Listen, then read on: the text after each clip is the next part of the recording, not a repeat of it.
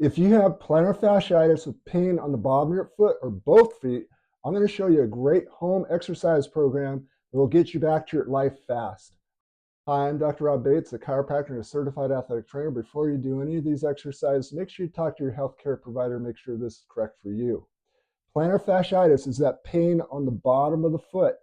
So typically it's because of a deconditioned lower leg. That's one of the causes, because the lower leg acts as a suspension system that when it's strong, all those tendons go down, they make up part of that longitudinal arch and help support that fascia and keep it strong. So when you're putting under a lot of stress, it doesn't get irritated. But the most common cause is when people have irritation to the pelvis, and that creates, or the low back, and that creates problems with the sciatic nerve. And that sciatic nerve is actually what supplies all those leg muscles that make up that arch. So it's real important to take care of that pelvis and the low back along with the lower leg. So that's exactly what I'm going to show you in this video. Is I'm going to show you what you need to do at home to get rid of this problem. First thing I'm going to show you is to release the pelvis with the low back so you get a good nerve supply down into those legs. So you need a yoga block and an elastic band. I use the slingshot. So you're going to come in here, slip that elastic band around your legs, just like this. And then you want to brace abdominal muscles. You want to externally rotate, hold it for a pregnant pause, relax, external rotate, push out, relax. Do it about 3 times. Then you want to come up, bend your knees like so. You want to do a counter rotation resistance. So one hand in front, one on top of the thigh. Resist this motion here.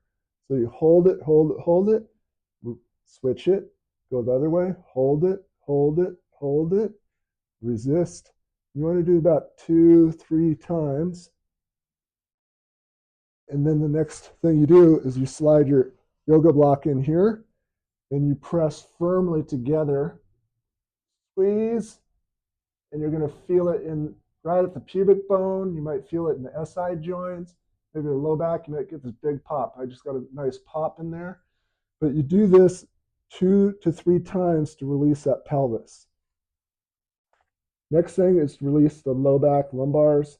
So you want to go ahead and bring your knees up at 90 degrees, and then the hip will be at 90 degrees, flat back, rotate over, take a deep breath, let it just hover over the ground so you get this nice contraction in here. So it's stretching but contracting. You go to the other side, same thing.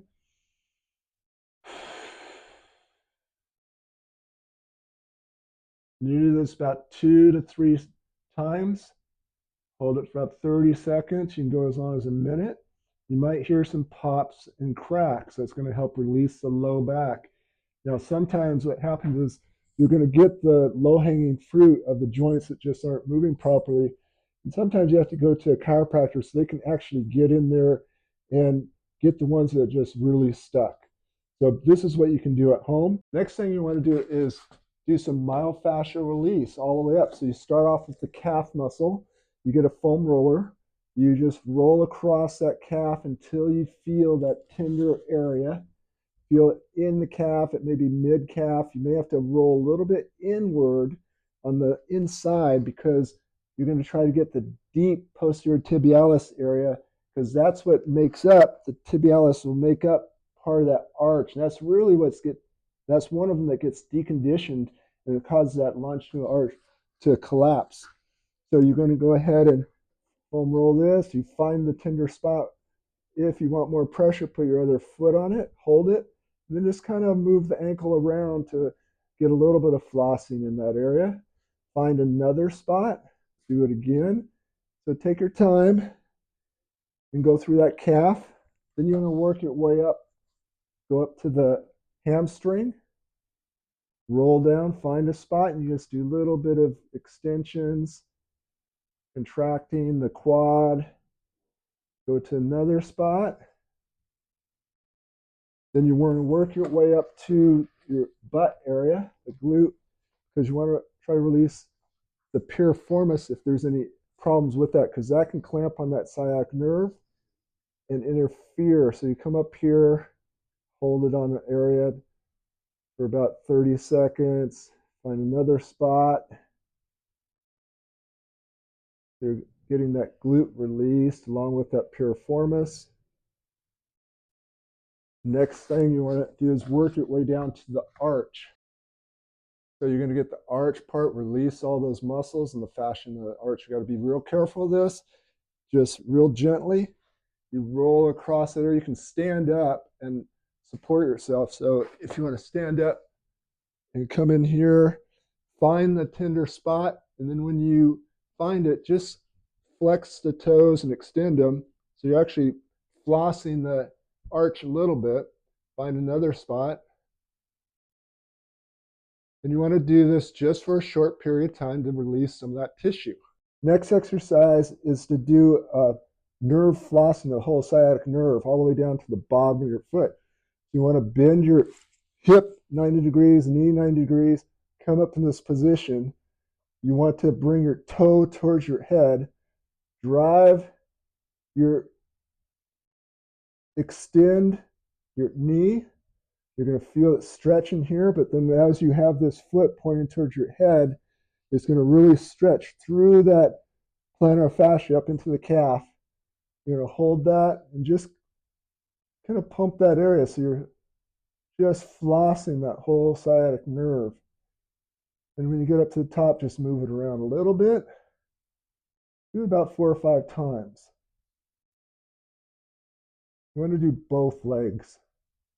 Now, while you're on your back, next thing you want to do is you want to get strengthening in this area here, the suspension system, without really putting a lot of weight on it. So you can easily just stay in this position of 90 degrees of the hip and the knee. You want to point the toe and bring it back up. And you want to go through this motion, the plantar flexion, dorsiflexion, you do that. Try to get to 40. If it starts really burning, just stop at that time. You can work your way up. Once you do 40, now point the toe and internally rotate, do internal circles. 40, and then 40 external. Really going to get that lower suspension system active in all those muscles. Glute bridges, strengthen up those glutes. You put your heels on the ground, you lift your toes. You press up, squeeze the glutes, hold it for a big pregnant pause, relax. Again, squeeze those glutes and down. Again, squeeze and down. Now you do this 10 to 20 repetitions. Next exercise is to release the soleus muscle along with that tibialis posterior, that deep muscle that makes up that longitudinal arch. So you're going to come in here, put the ball of your foot on a yoga block, heel stays on the ground. You lunge forward with your knee, so you're bending the knee, so you're taking actually the calf out of play on this one.